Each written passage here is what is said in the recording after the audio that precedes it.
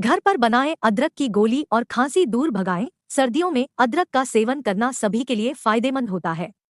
हालांकि कई लोगों को औषधीय गुणों वाला यह अदरक खाने में परेशानी महसूस होती है। ऐसे में आप अदरक की कैंडी बनाकर खा सकते हैं। यह कैंडी खाने से इंसान कई तरह की समस्याओं से खुद को बचा सकता है। सर्दी जुकाम से बचाव, इम्यूनिटी बढ़ाएं, पाचन तंत्र, बैड कोलेस्ट्रॉल। अदरक की कैंडी का सेवन सेहत के लिए बहुत फायदेमंद होता है।